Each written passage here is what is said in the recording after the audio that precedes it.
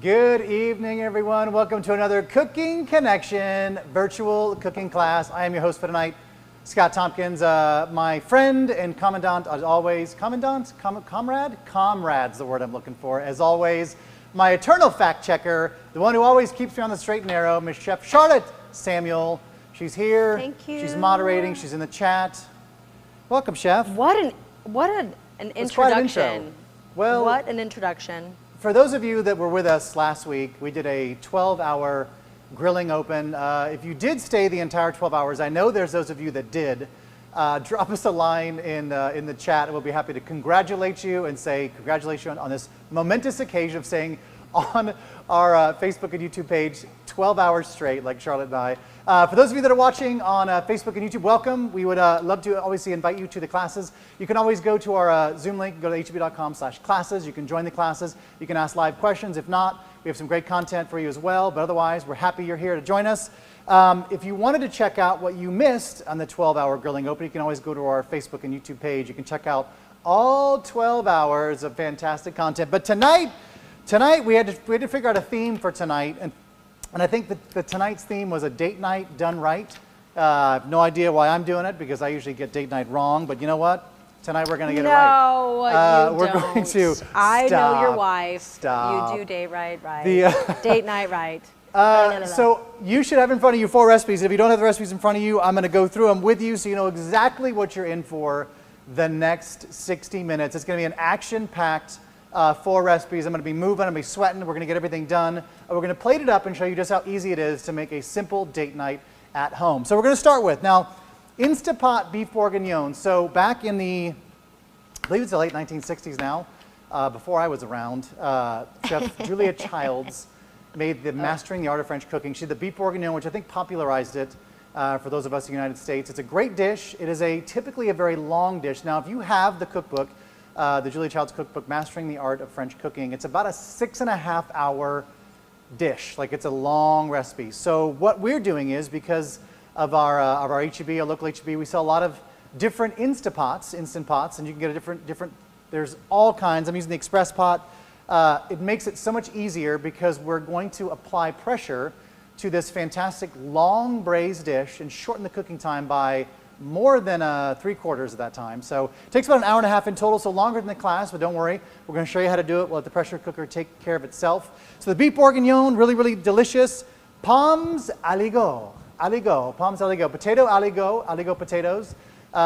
Delicious mashed potato. Just imagine we're going to add cream, we're going to add butter, and then we're going to add cheese, copious amounts of cheese, so much so that when you see me folding it later, you're going to think it looks like fondue. There's that much cheese in it. Now, the cheese we're using is a Gruyere and a mozzarella. Word has it that the cheese they use to make the pommes aligot in France, you can't get in the United States. It's a name, I would just butcher it, so I'm just going to say we're going to use Gruyere, which is nice and nutty. And we're going to also add a little mozzarella for the meltability. We don't want something that's too overpowering. Another great cheese, because we are in Texas, those of you that are watching in Texas, queso Oaxaca is another great cheese. Again, nice and mild flavor, really melts well, so that's a great one if you want to use that in place of mozzarella. Fantastic. We're going to show you that, really, really simple. Balsamic caramelized shallots. Again, this is all about richness. It's all about kind of balancing flavors, and we want to push and pull the palate a little bit. So the caramelized shallots, a little balsamic vinegar, a little acid, a little sweetness, really, really simple. We're doing that in the air fryer. Again, it's all about convenience, making it simple. Balsamic caramelized shallots. It's going to all tie together. And the last thing, but certainly not the least thing, is the milk chocolate and sea salt crémeaux. So that is a delicious dish. Great dessert, way to wrap it up. So now, what does crémeaux mean? So crémeaux, this is where I love, like, where French and Italian words can make foods sound so much sexier than they are. So in our English tongue, crémeaux means creamy. So if I said milk chocolate, sea salt, creamy, you'd be like, creamy what, Scott? Creamy pudding, creamy ice cream, creamy, what is it, like fondue? Like, what is it? But in French, the crémeaux is just milk chocolate crémeaux. So it's basically like a pudding or a style of pudding, but just imagine, like, you kind of understand, everybody has that understanding of like the palate of what it feels like to have like chocolate mousse. Kind of light, rich, but not super dense. Well, this is like the cousin to chocolate mousse. It's a lot creamier. It's more on the world of like kind of ganache. It's just real rich. It's real delicious. And I'm going to show you a great Great way to make a head and then keep it. And then I'm going to show you how to double the recipe because I promise you you're going to want to double this recipe. We're going to get right into it. So we're going to start with the Instant Pot.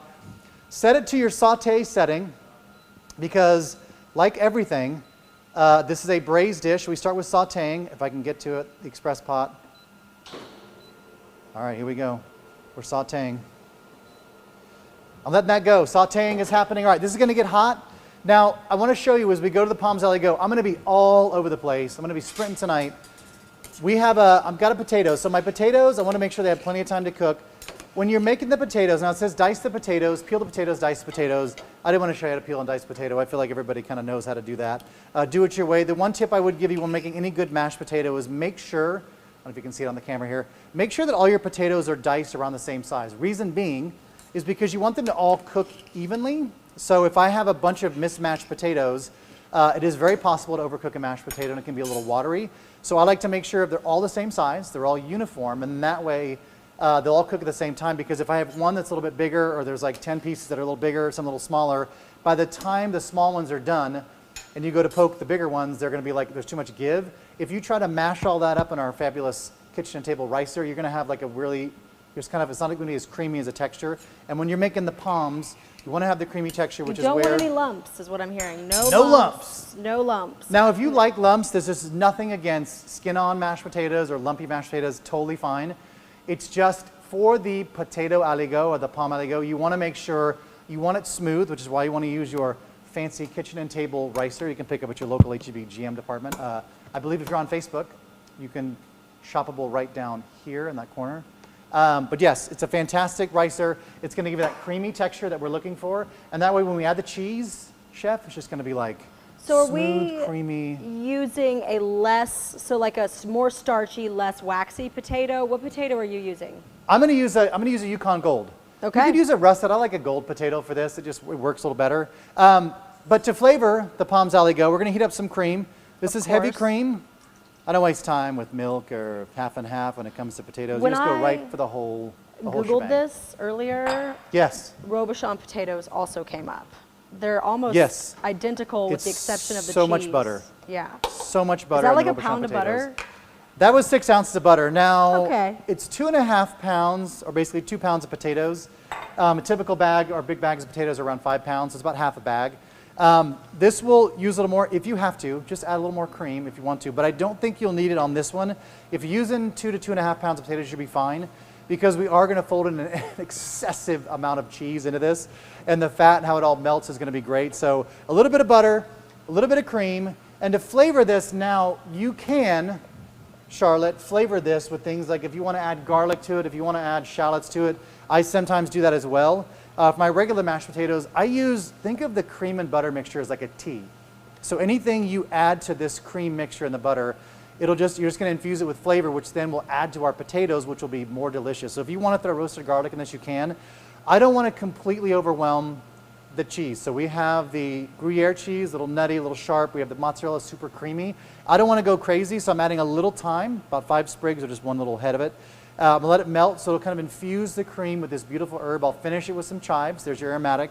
But if you wanted to, you can go nuts. You can add jalapenos, you can add your roasted garlic, you can add anything you want to this. Always, whenever you're putting cream on the stove, make sure you keep it a low temp. Charlotte is going to watch my cream on the stove. She's going to dive over here.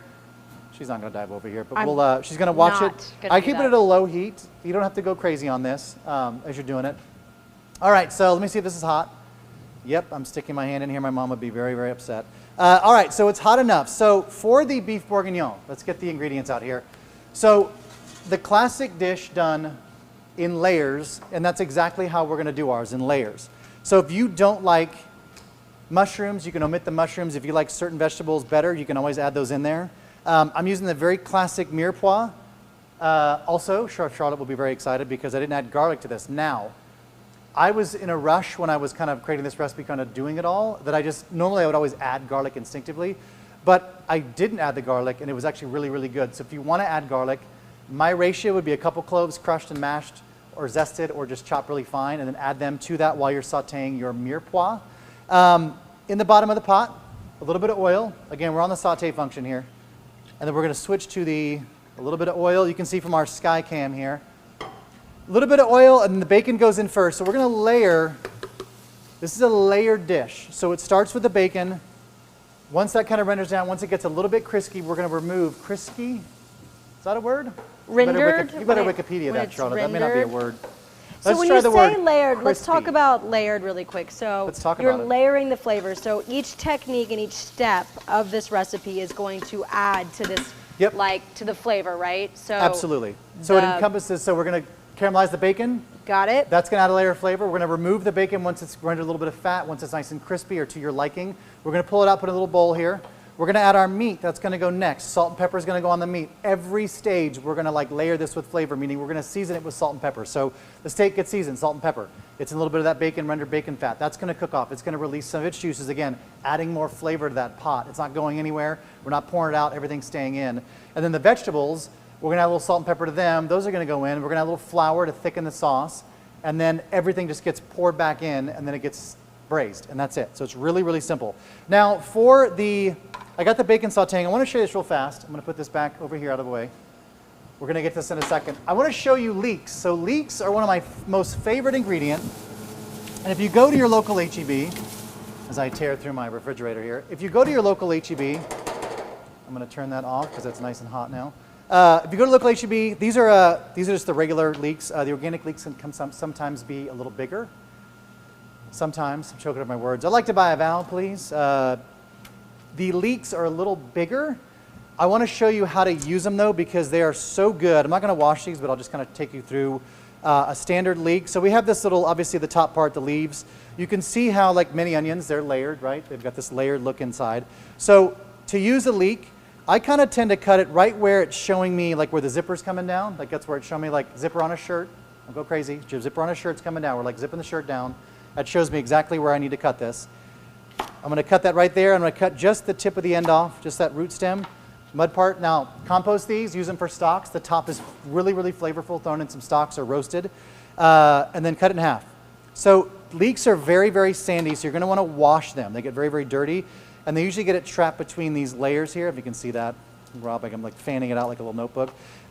If the top part is a little bit dirty, I just remove the top, or however many layers. If it looks a little damaged or whatever, just peel off a couple layers and chop those.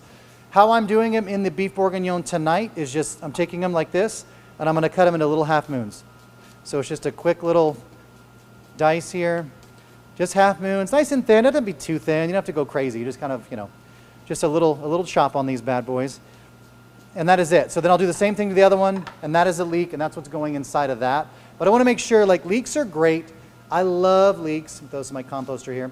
I love leeks in soups, obviously. I love them in dishes where I make quinoa. I'll saute, because leeks have like there's something about it. It's just a softer flavor. It's not quite as like red onion, yellow onion, white onion kind of in your face. Well, they're part of the it's a little bit allium more family, and Yeah. so they're related to the garlic and the onion and the chive, right? But they have more of in my mind, it's like a garlic and a chive had a baby, Oh, and there you go. that's like the Yeah. flavor that I get. So you get a little bit of that like nice onion flavor, but also a love it. garlicky note. The bacon I'm using was the center cut H-E-B bacon. I did it so fast, I didn't even tell you guys. What also was really good, if you can find your local H-E-B, the Pitmaster bacon. It's thicker, it's a little more smoke flavor to it, a little more salty. It's really, really good. So whenever I can find this, I always tend to go with this one. But I'm just using the regular old H-E-B center cut, which is this guy right over here. That's our like center just cut. enough bacon. I love that. It's perfect. It's Yeah, a this will great make a double. size. This whole slab, cut into half this way and then diced, we'll make a double pot of that. So we're using about a pound of the stew meat. It's fairly simple. All right, so our potatoes are boiling. I'm going to go check these again. We're going to be running back and forth while that's all sautéing. I have my little poker stick, so we're getting close. And those Are you getting using a pretty cake tester, chef? Is that a cake tester? It's my little super chefy of pinpoint. you. It's very. Otherwise, I would say just use one of these guys. Just pick one up. Just kind of do it. Now, again, you don't want to overcook the potatoes. So you can see how that one, like, it kind of went in, but it's not quite like super soft. Can you little bit of give. overcook a potato and overboil, Yes. like waterlog it? What do you do? Can you fix that? Just let them steam out, like rest You can a let it little bit? steam out. Yeah, maybe if you get them a too waterlogged, where they're just like when you go to check, hey, life happens. Yeah. It happens to the best of us. If that were to happen, just maybe once you rice them, just kind of saute them in a pan dry a little bit. Just kind of let them Okay. dry a little bit. You'll notice some of the steam will come off the potatoes. But yeah, it's easy to overcook a potato, and people don't realize it, but yeah, potatoes are really, really good when they're just tender enough to where you can mash them and you're not overcooked, so you're waterlogging them, because we want all the potato flavor to be in the cream and in the cheese, which is a ridiculous amount of cheese, and I can't wait for you to see the mound of cheese that you're folding, and then potato just goes, give me it, and it just goes and sucks it all in, just like that. We are gonna start the cream while this is sauteing. So every Instapot's different. This Instapot is a 6-quart Instapot.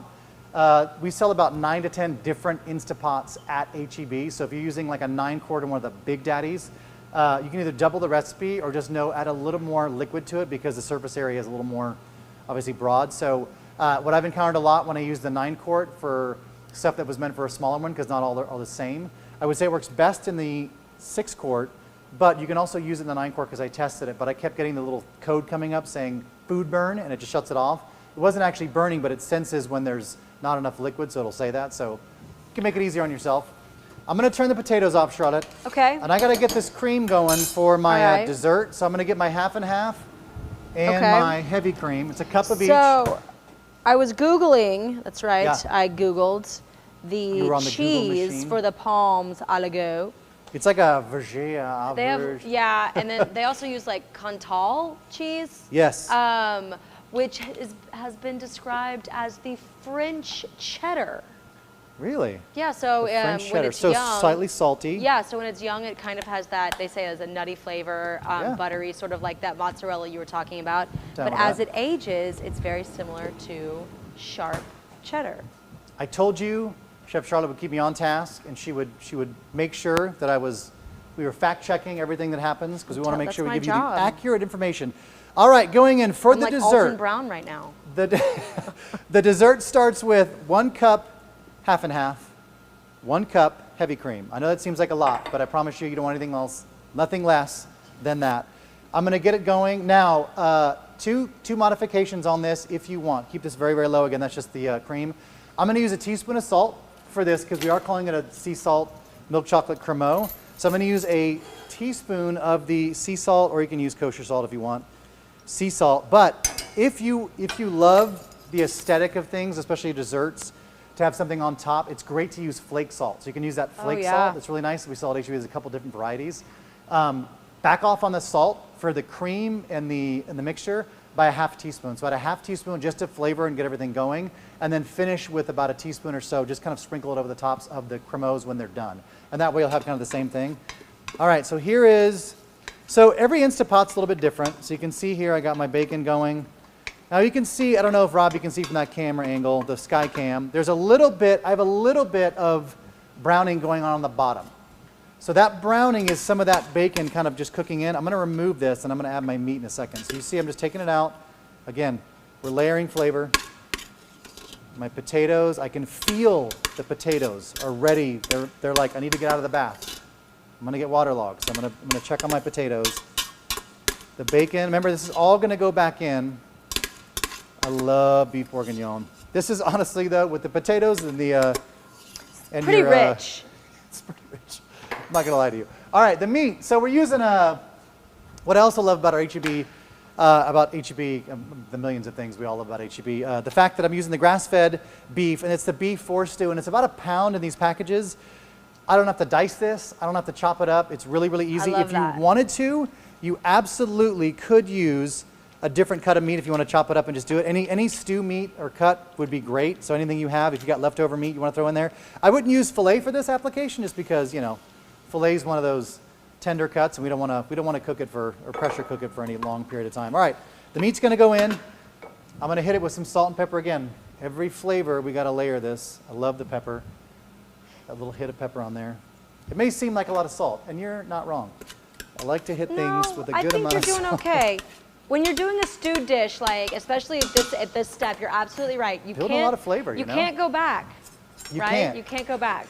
And I also really love this because even though we are in July, we're making a braised dish without turning on our oven for 6 hours. Exactly. I think this is great. So you're like, you don't have to like doesn't take crank the AC or anything like that. It's pretty clever. If you want to see, I think if I'm remembering it right, Julia Child's recipe for beef bourguignon is literally like a 3-page recipe. and it just goes on forever. And it's all about explaining the layers of like, you do the bacon, then the meat, then you add your herbs and all this stuff. So it just builds this layer. All right, to that, I've already had the salt. So Charlotte and I talked about, we should whisk some whipped cream at the end because people like watching you punish yourself and whisk live whipped cream in a matter of minutes. But we're going to save that because I got inspired for the cremeux to top this all off. We have I was walking past one of our things, and like everybody should do when you walk in an H-E-B, or we're just walking through our test kitchens here. I'm like, we have some marshmallows. Maybe I'll go a little unconventional. So I preheated an oven to 350. I have a Pyrex dish, and I'm going to spray the Pyrex dish. I'm going to add half the marshmallows to this. I'm going to bake the marshmallows for about 10 minutes till they get really puffed up, and they're going to start to get just a slight bit of brown on top. I'm going to take them out, let them rest for just a second, and I'm going to scoop this roasted marshmallow fluff on top of the cremeux. What? What? I lost my mind, but you know what? This are those things that like we just have to kind of, they've got to be done. All right, I'm going to drain the potatoes. I'm going to take my towels. You know what else you could do is you could sprinkle some crushed up graham cracker, and you could have a s'mores creamy. If you have never, I'll just say this. If you have never roasted marshmallows in your oven, you are missing out because they get so beautiful and puffy. Just imagine, I know everybody's had them like on the campfire, or if you have a gas range, I'm really jealous, but if you have a gas range, you can do the whole, toast your marshmallows over the top. But honestly, it is so delicious roasted because it's just nothing but flavor. I'm going to put our drained potatoes there. So I'm going to let these steam for a second. So those are nice and hot. I'll put them back in the pan in a minute. The cream is pretty much ready to go. It's reduced, the butter, the thyme. What I forgot to tell you guys to do was season this really well with salt, because this is where the seasoning is going to come from. Now we are going to get some salt from the cheese. So you just want to season this. I was going to use a crazy percentage, but percentages don't make any sense. So wait, I have a question, Chef. So this is very unlike, I'm dumbfounded. Yeah. Did you not salt your potato water? I did. You did, okay, because I would say it's very unlike you to not salt your boiling I liquid. did, just a little bit, because I found, I've made so many mashed potatoes over the years, and I find like, I was always taught that potatoes, you put them in cold water, you cut them, and then you put them in there, and you don't put any salt in them. But over the years, I've realized that potatoes are so different now. Yeah. And you're not going to hurt them adding the salt to it now. It used to be like you couldn't cook your beans with any salt, like all that kind of stuff. Like, it was very like, no, it'll tighten them up. I still don't put salt in my pasta dough. I think we talked about that, right? Because I feel like it toughens it. That's the only thing I don't put salt in is pasta dough, because you're supposed to salt your pasta water like the sea. Like the ocean. The sea, the ocean. Yes. All right, this is kind of getting a little colored here. How's my meat looking over there on the Skycam, Rob? Okay, let me look. Can you see it? Did that work? That transition it's work? doing well. It's doing well. It's still going. So again, we're just going to keep, this is just going to keep kind of sauteing. My, for whatever reason, this saute function is a little less strong than the, then that's it's really Instant Pot, so like the saute function, like it just takes a little bit longer for, my experience, for it to get up to temperature, right? And so when you put something cold into it. Also, this one, did you have trouble with this one? The one that's like, it has the knob. So I'm like, I want to add more time to it. I'm like, I don't know. Nah, that's probably just you. It's probably me. That's pretty much part of the course. All right, we're about 25 minutes in. I'm going to start the shallots. So the shallots. Now, I have not been able to find shallots. I don't know if you have been able to find shallots, but it's hard to find them. So if it's hard to find them, don't worry about it, because we're going to use red onions instead. I'm just checking on all this stuff. I'm just making sure everything is flowing the way it needs to. Okay, and so that cream, really quick, we have a question. The cream on the stove, is it at like a simmer or a medium? Yes, it is at a very, very low simmer. I don't want to go crazy and bring this to a boil. Once it's kind of like doing little bubbles, I'll shut it off, because I'm going to whisk the egg yolks, and I've actually gotten the eggs to room temperature. So for the last hour, I've let them sit out, because it'll help me temper the eggs a little easier and also a little bit faster, versus like really cold egg yolks trying to temper into the cream. You may have to work a little bit harder at it. I don't want these to curdle, so that's my one pro tip. That's a great question. So that's almost at a bubble. All right, so the shallots. So I couldn't find shallots. I had some earlier. I caramelized those off, but I couldn't find any more. So I'm going to do a red onion. I'll show you how I'm going to do these. So the caramelized shallots, again, we're just trying to add extra flavor to everything going on. So the beef bourguignon is really, really rich, right? It's real rich. It's got a lot going on. The mashed potatoes, super, super duper rich. So we're going to add a little bit of this balsamic caramelized shallot, red onion, because we want to add a little bit of acid kick to it. So a little vinegar in there and a little bit of the sweetness, which will help it caramelize, is really, really yummy. Sometimes the skin on red onions is very, very difficult and refuses to play with me, but we coax it out anyway. All right, so what I'm going to do, just like a shallot, what I would do is kind of cut into these like pieces. So I kind of leave the stem root intact a little bit if you wanted to, like this. I cut it off with this one because I'm just trying to show you guys the way, but just kind of cut into little squares like that. Oh, so it's not super fine. Nope, it's just kind of big chunks. So that will render down and caramelize into this beautiful shallot mess. I have a question for you, Yes. Chef. I want to go back to the potatoes for a second because somebody brought up a really cool point. Yeah. Have you ever thought about baking a potato versus boiling it? And that question was from Josh. Josh, yes, you can. Actually, the way I like to do, it's a great point, Josh. The way I like to do, when I do palms, for whatever reason, you can roast them, but I like to just boil them. That's just kind of how I've always done it. It's easier, and I can check on them. If you want a really, really great potato, you can wash them really, really well. You can either kind of peel them just a little bit, or the Yukon Golds. You can roast them, like bake them in an oven, and then take them out when they're nice and soft, break them apart, let them cool, and then you can fry them. And they're unbelievable fried like that because they're nice and soft and pillowy, and you can fry them, or you can throw them under the broiler with a lot of olive oil, salt, and pepper. Once they're baked, you get a really, really crispy, oh yeah. All right, so I'm gonna take, all right, so the meat's coming out. Here we go. Okay. I'm telling you, this is just, it's layers at a time. The meat's coming out. Now your Instant Pot may be a lot more aggressive and hotter than my Instant Pot, so yours may be doing this a little bit faster than mine is. All right, now at this point, see all that good juice in there? I still got a couple pieces of bacon, that's okay. I'm going to add our mirepoix. So the mirepoix, classically, celery, carrot, onion, right?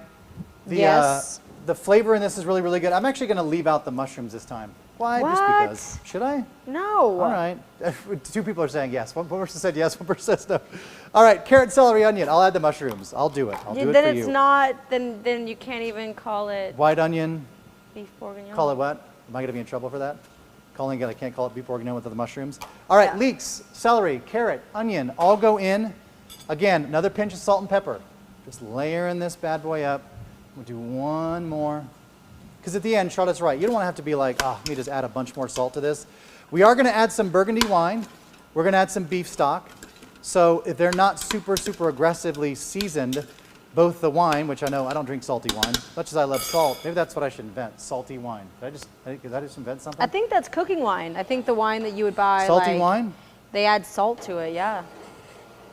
I don't know. I'd kind of like to see the salty wine. All right, for the potatoes here, I'm going to take out my thyme. Now, whatever thyme has come off from the pan, leave it in there. That's what we want. We want that left in there, all that good flavor. Our cream is ready. The potatoes are going to go back into the pot here. I've let them dry out just a second. Now, because they're a little bit wet, so you see I've got a little bit of wetness, I'm actually going to do a little, oh, no, I'm not. Watch this. Watch this, Charlotte. Oh, let's see. Show me, show me. Wait, I forgot the most important step I'm of the from Aligo Missouri, potato. the show me state. You know what that was? It's the ricing of the potato. So I got to rice the potato. So while that's going. But let me do this first. I'm telling you, there's a lot of irons in the fire right now. All right, doing on great, these, boss. On these, what's that? You're doing great, boss. On this, a little salt and pepper, a little bit of sugar. Not a lot, but you need about a teaspoon of sugar. Why?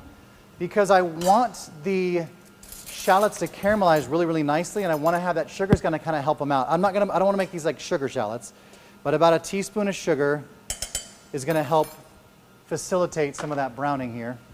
All right. Those are going to go in, and I use about a quarter cup of olive oil. Okay. I love olive oil. I do too. What olive oil are you using? Look at that. What a beautiful drizzle. I'm using the Octavia Organic. Yeah, that's on brand for you. I just happened to grab it.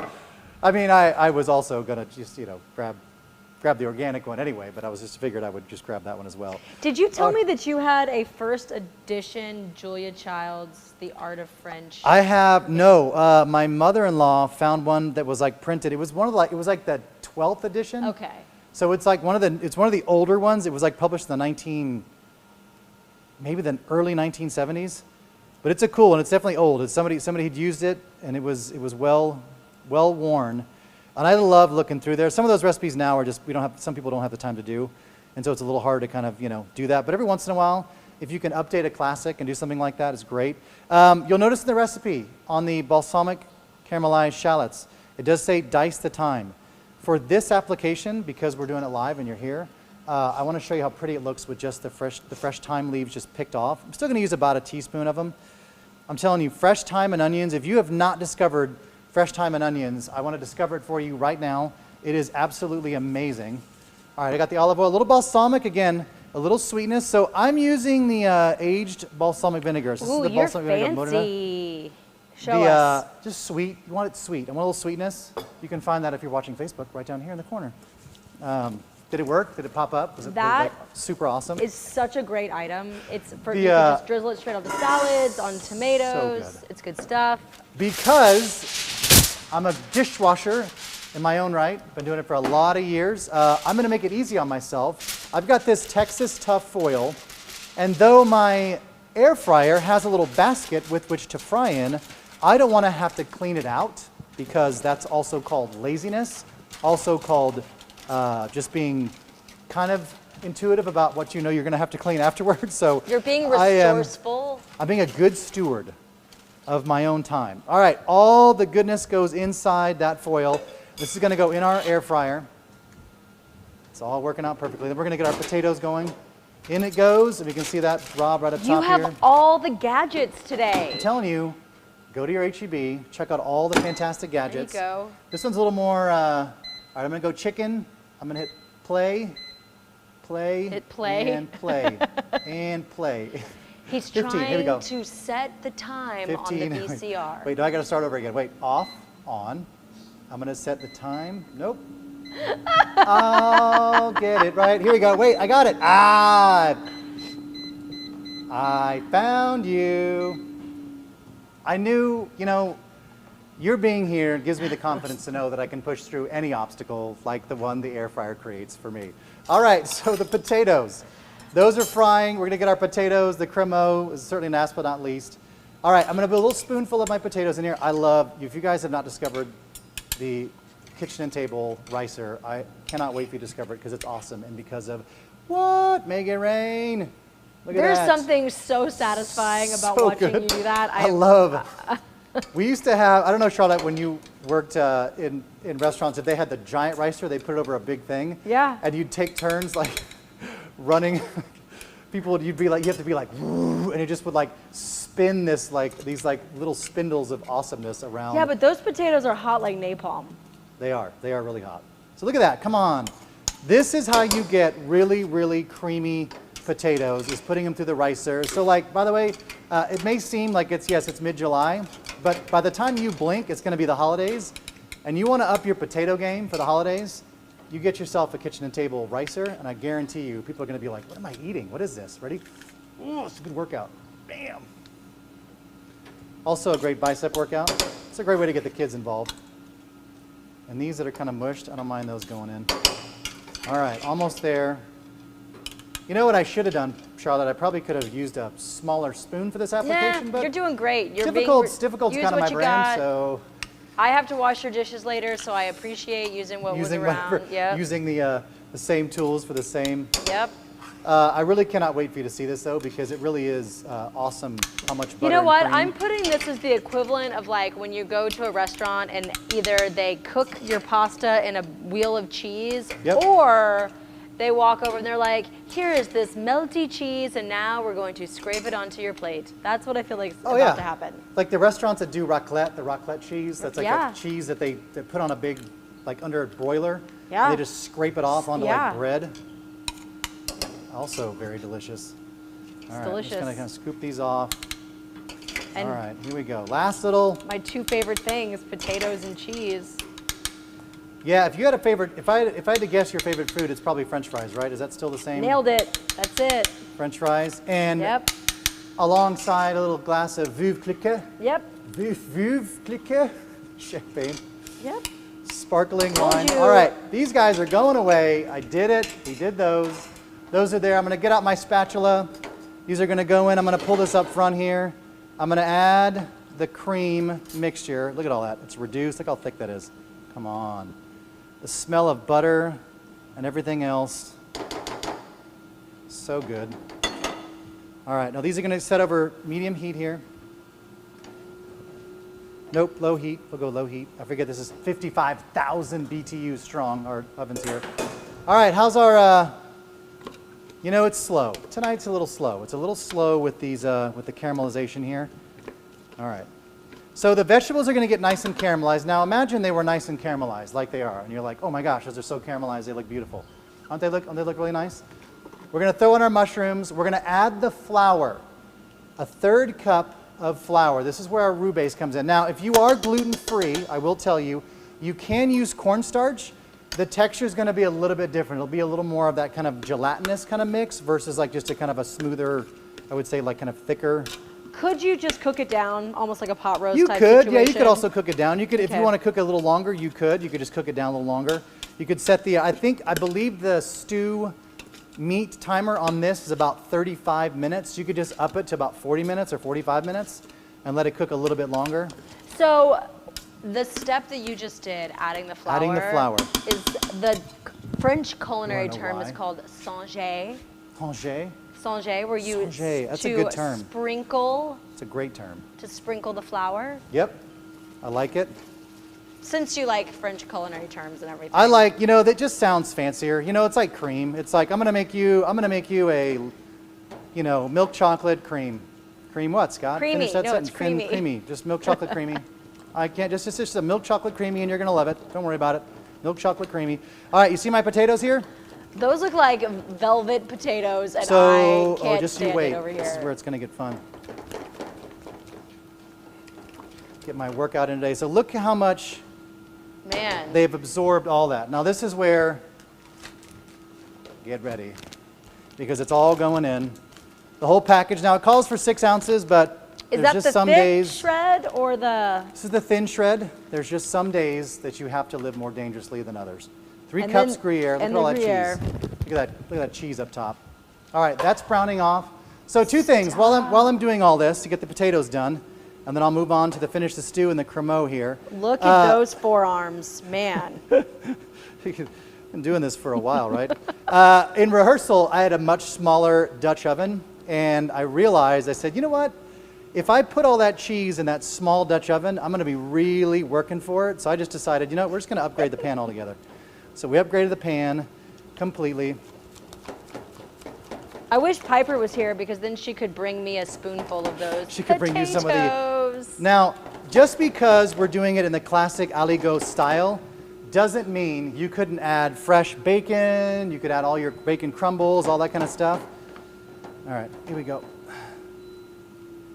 What? Okay, keep going. No, I'm gonna feel like I need some more It's cheese. almost there. Not there. Okay. Oh. Wait. What? Oh, Come on. my Is goodness. it fondue or is it potato? I don't know, but whatever it is, it's delicious and I need it. All right. Those are going to hang out. They're One more good to time. go. Do it one more time for the people in the cheap For the people that seats. just Come joined us. on. If you're just joining us, Beautiful. as it's like so much cheese. There's so much fat right now. It's like, it's just so good. Look at this. It's like Yeah. all, come on. No, All right, it's those are perfect. done. Cream. Okay. I got to whisk some eggs while this is going. Yeah, So okay. why the flour now? Now you can see as this is kind of going, you see how it turned itself off. What happened, Charlotte? I don't Oh, you're know. watching this. What just happened? Listen, the This is what happens. Instapot for cooking classes is a source of anxiety for me, and I'm very proud of you, and I validate you. Folks, to reiterate, this is all live. There's no like, hey, cut, reset that didn't look right. If anything happens, we drop something doesn't turn out right. This is just live. It's just the way we do it. We do it live. I've got the cream. Let me get my yolks here. All right, that's going to go. So the roux needs to cook out. So why does the roux need to cook out? Because you don't want raw flour flavor in the finished product. Yeah. It's just going to taste weird. So you've all been to and if you, I grew up this way, so I understand what it feels like. You have which bowl do I want to use? Let me use this guy. So during Thanksgiving, a certain family member, who I won't name, used to make the gravy. And they would add the flour with the stuff and they wouldn't cook it. And so when you were going to have your gravy with your turkey and you took a bite, you'd get that like, that raw flour. Just imagine, just I eating can't raw flour, believe spoonful of flour. Did you tell your wife that it's not how you do it? No, I won't. No, she knows how to do it right. She just. I'm just kidding. I'm just kidding. But that was, hey, you know what? That was well played, Charlotte. Well played. All right, we're going to take the yolks out of these guys. Again, these are completely at room temperature. Fantastically ready eggs. Again, it's going to make this tempering process a lot easier, but I'm going to have to whip some serious eggs right now. Whip the eggs. Solid technique there. It's totally okay if a little bit of white gets in with this. It's not going to kill it. We're not making meringue, so it's not going to be like, oh, you've ruined it. There's a little bit of white in there. Not like that. I think the Instant Pot's back up and running. I'm hearing some sauteing going on. That's a good thing.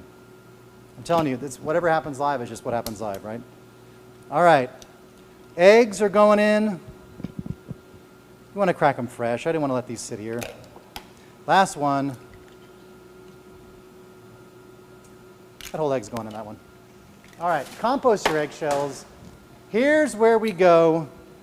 1/3 cup sugar, a little bit of our vanilla extract. That is all that goes in this, and I'm going to whip this to death with my whisk. My potatoes are done. I've got 16 minutes left on that. This is doing what this is doing. So I want to show you what ribbons look like. So I'm going to whisk this into ribbons, because I want you to have a visual cue when you were whisking something ever in the future. You can go, okay, what do ribbons look like? What does it mean to have ribbons? It's where you can kind of draw a figure 8 because you have incorporated enough air and got the sugar going. This is where it used to be like they teach you how to do it like this with your arms in and you just use your wrist. But I feel like you kind of got to get your body into it a little bit. This is where you can start passing off to the kids. Let them all have a try at it. It should be a nice pale yellow color. And yes, I did add, that whole egg fell in here, but that's all right. It's going to be fine. I have the eggs, the yolks. The yolks, what makes it thicken is the lecithin in the eggs. So each egg yolk will emulsify about 7 ounces of oil, almost a cup. So that's what we're looking for. We're looking for that thickening power in this. I'm going to have to check on those potatoes in a second because I'll need to season them, make sure they're good to go. The kitchen and table. Ricer is right down here. If you're watching on Facebook. How are we doing on time, Charlotte? Ooh, yeah. Now we got there we go. Time. That's what I'm looking like. So see that? I don't know if Robbie can see that. See all that good dark flavor in there? All that fond that's on the bottom of the pan? That's what we want to kind of add the stock and the wine to kind of get up. So while I'm whisking this, keep going. I'm going to add a little bit of wine. Now, Charlotte. Yes, Tompkins. Do I have to add a burgundy wine? You know what would have been really funny, and I just thought about this as I was pouring it, if I overshot the container right into there? Well, it is beef bourguignon. And it is beef bourguignon, so I'm using... You should use a wine burgundy from that region, yes. I'm going to stir this up. This is where you want to take your spatula and you want to really push and scrape all those lovely bits up. Again, that's all that flour, that's all that thickening power, all that good flavor. That wine kind of disappears very quickly. Bone broth. So why 9.5 ounces? It would be easier to say 2 cups. Absolutely. However, we made it easy, and it's just one of these guys will do you. So 1 jar of that, 9.5 ounces, a little over a cup. That liquid goes in. I'm going to kind of let this get hot, but again, you want to scrape up all the lovely bits on the bottom. Oh, yeah. Because again, all that stuff on the bottom is all flavor. All right, now this goes on. What wine did you put in there? Okay, the Beaujolais Village. Beaujolais Village.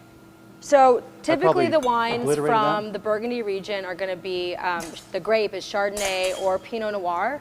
So Can you explain that a little more? Yeah, explain like that. Yeah, so a Beaujolais is actually a Gamay grape, but it's from the region. Gamay. So it goes, Gamay grape, okay. So it goes really well in this dish, but traditionally or typically the grapes grown in Burgundy are Pinot Noir and Chardonnay.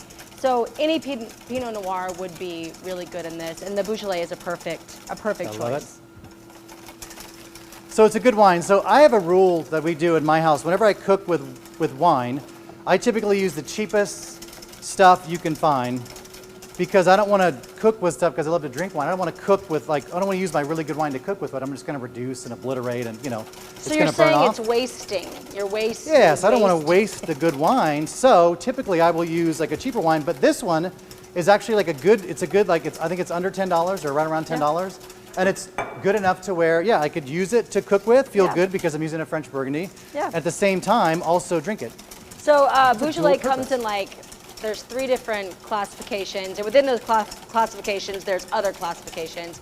But typically, it's like Beaujolais, Beaujolais Nouveau, Beaujolais Village, and then the highest tier, I guess, would be Beaujolais Cru. And then within Cru, there's some Cru? more. Now, is it the same with Champagne or no? So different or no? Different. yes, in the sense that it's controlled. So it has to come from a specific region with a specific grape. So yes, in that regard. I mean, makes sense. I'm going to put the spurs this a little bit. You can see I'm doing 2 things. I'm trying to emulsify the potatoes. I want to make sure that cheese melts really, really well. For those of you just joining us, date night done right. We got the aligot potatoes. We got the beef bourguignon going. I got the pressure cooker on that one. That is going. I got the crémeaux working right now. The caramelized shallots in the oven. And I mean the air fryer oven. It smells amazing in here. It's smelling pretty good. All right, so I'm going to show you this. My cream is ready to go. It's got that skin on there. I'm going to shake it. It'll just kind of absorb back in there. I want to show you this when I talk about ribbon phase, what it means. So whenever you see, there's a lot of pastry chefs or pastry books that say mix it to the ribbon stage.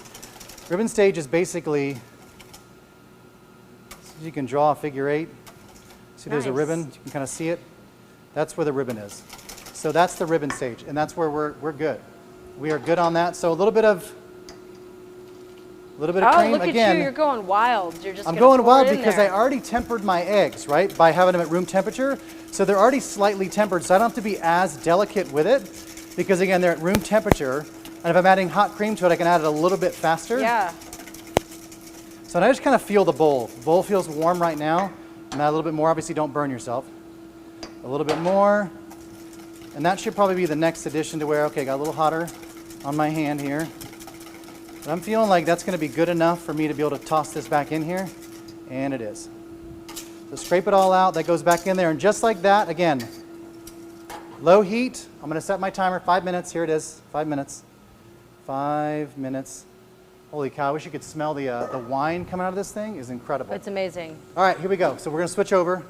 Because of movie magic, the movie madness we do, we have one that's working and one that's done. Done. Ta-da. But it's not ready yet. It's still going. It's still got a little second. We're going to give it a second. Now, for the emulsion of the crémeaux, you need to know that you can do it with a immersion blender. On the recipe, I use an immersion blender, which is basically a stick blender that kind of helps everything get emulsified. The reason why I do that is because I want you to incorporate a little bit of air too. Here we go. Now the cheese is melting again. So those of you that just joined us. This is so beautiful. So that's where you get the aligos. All the cheese is melting. It's like pillowy. This is no joke. Oh, look at that. It's so cheesy. All right. We're going to thicken up our cream here. Look how thick that just got. And again, I got a little bit of insurance because, again, I started with room temperature eggs. That's probably hot enough to where I can start to let that guy go. I'm going to use this as a top for my potatoes. I'm so excited to show you the crémeaux here. Moreover, I'm excited to show you the vessel that I used in the making of my crémeaux. So I talked about the stick blender, emulsifying everything, getting air into it. I'm going to use a blender. You can also use like a KitchenAid with a whisk attachment and just whip everything together. Add the chocolate chips, throw this on top while it's hot, and then just whip it so it'll whip a bunch of air into it and kind of emulsify and aerate at the same time. So I did it over high heat. You see how thick that is? So that's where See how you kind of jiggle it, it kind of just kind of stays? You like that, Rob? See it? See it on our, oh yeah, all right. So here we go. This goes over here for a second. Chocolate chips. 11.5 ounce bag. Why? Because it's just one bag. Makes it easy. I've got it here in a container. Into the blender it goes. This is so easy, it's going to blow your mind. So you saw we tempered the, we had to temper the, the yolks a little bit. We cooked the cream. Oh Get man. out of town. Look how beautiful that is. Thick. Something's beeping. I wonder what it is. It's my Timer? timer on my Instapot. All right, do I have a... Are you ready for this? Yeah. I'm going to see if we can do this up top. We didn't plan for this in rehearsal, but here we go. Can you see it, I Rob? love it. He's winging it. Winging it. I do this at great personal risk to myself, but I'm going to go slow. Let's, Just Okay. to be safe.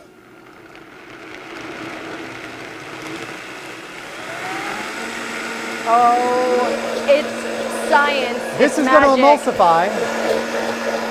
And it's going to, I'm going to turn that off for just a second. It's going to emulsify, and we're forcing a lot of air into it, which is exactly what the immersion blender is going to give you.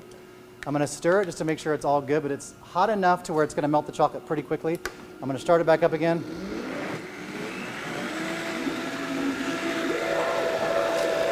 Come on, look at that. All right.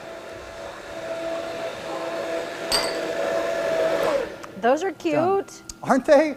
So pay no attention to the hideously ugly steel, stainless steel container it comes in. That's why I added the parchment paper, just to kind of conceal and not let you see all the blemishes on all the other stuff. But just to show you how great these little kitchen and table, what was the word they used? What was the porcelain? It was almost as good as borosilicate. It's probably going to be my new favorite phrase to say.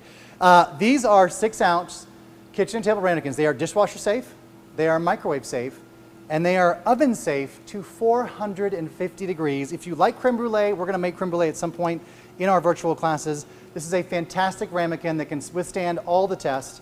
I have 6-ounce. Pour it in each one. Now you don't need them in this vessel. You can pour them on a sheet pan. These need to cool for at least an hour before you put them in the fridge, because if you pour this hot into the fridge, all that steam is going to make everything else not so good. In the fridge, not so good. Good word, right? It was very scientific, it was very technical. Everything else not so good, which is what you want to avoid, the not so good. All right, here we go. Oh, it makes about perfectly 6 of these guys, a little more. Now I want to show you a real quick, while we're in a good spot, I think, with everything. I'm going to show you a really cool way to kind of add some flair to these.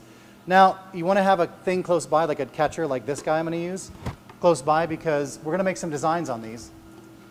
And it's basically, take your whisk, put it in. I don't know if you can see this in the top, Rob. Twist and up. So we're going to go just like that. So ready? We're going to go twist and up. Twist and up.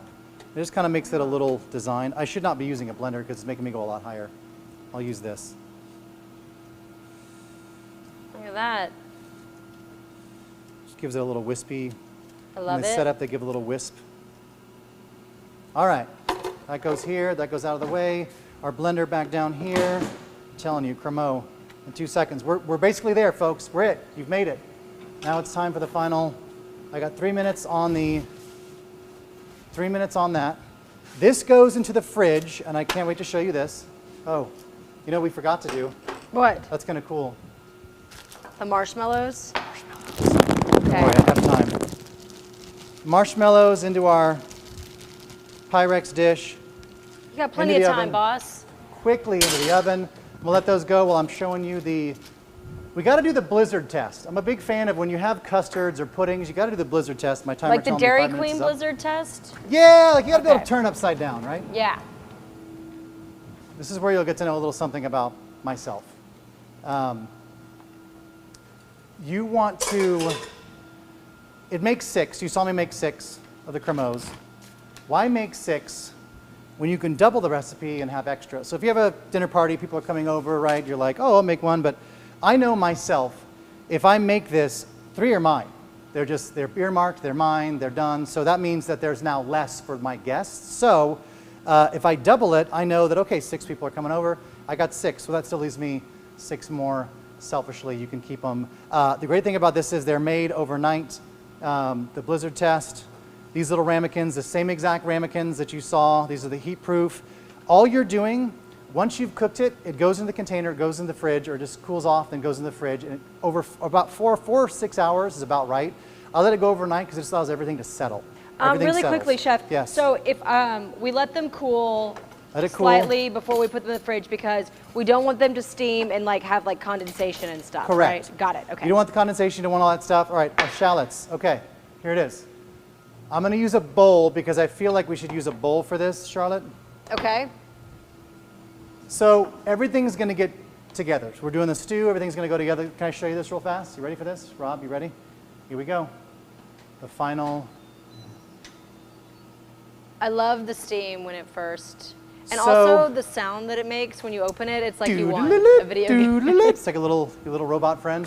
All right, so this beautiful braised dish, all those vegetables, all that great stuff, the thyme in there, the bay leaf. That's beautiful.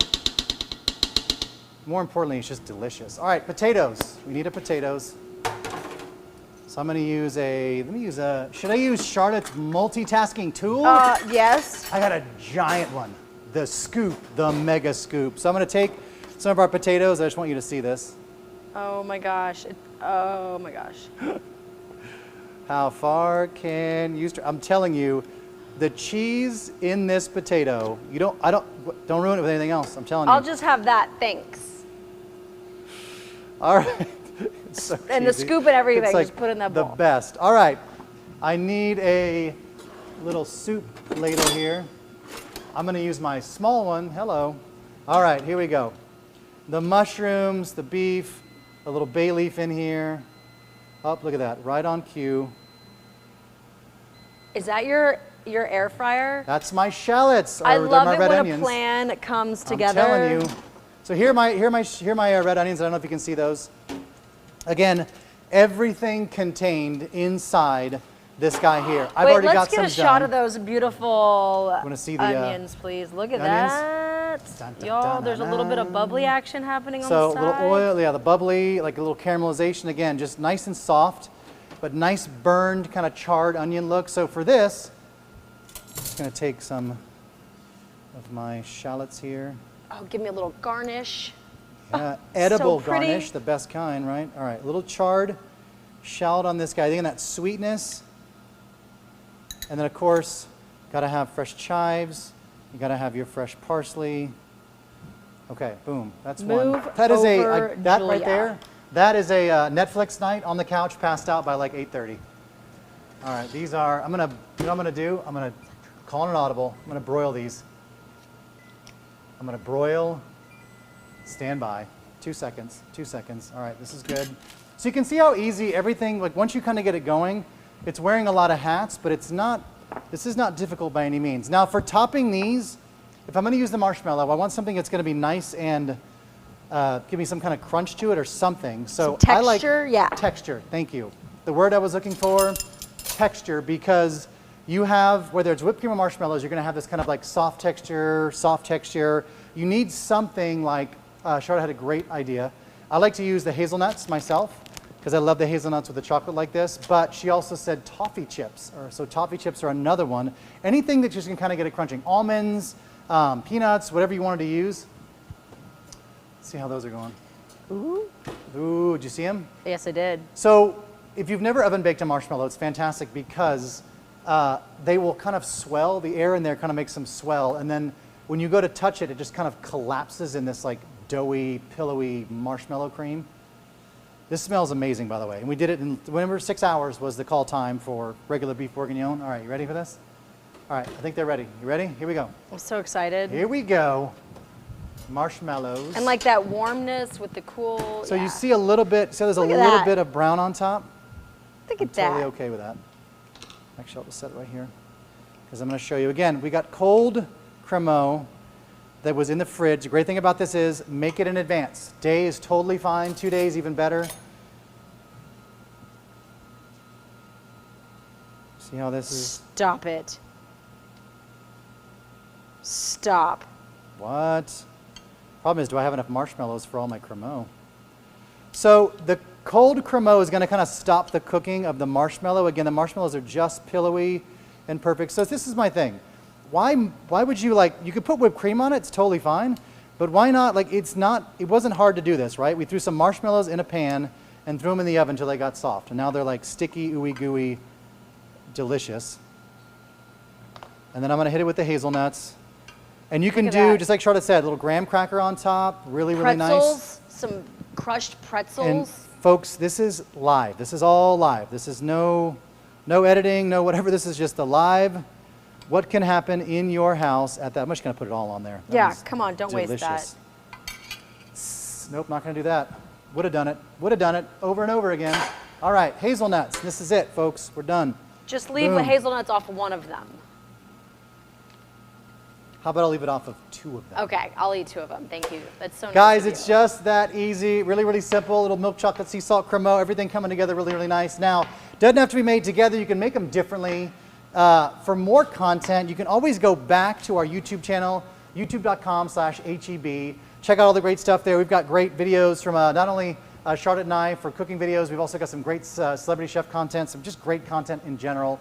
Go to our, to sign up for next classes, you can always go to heb.com/classes, sign up, see what's new. We're going to be here with you all year for the holidays, getting you guys prepped. Anything and everything you need, we have. And also, if you missed the 12-hour grilling open, you can go back, watch it on our Facebook and YouTube page. It's fantastic. It's a lot of fun.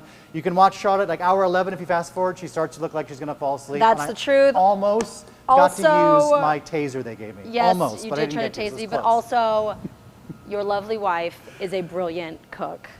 Yes, she is. She really is a brilliant Were you feeling cook. guilty about that? Because you made the comment about the I was. Because don't feel guilty. She really is your better half, and I really do like her a lot. And she is a wonderful cook. She is. You got that Italian roots. Guys, thank you so much for hanging out. We appreciate you. We're so blessed to have you just share this time, so we really appreciate it. You humble us. Again, check it out, youtube.com/HEB, or sign up for classes, heb.com/classes. We will see you next time. Thanks again. Bye.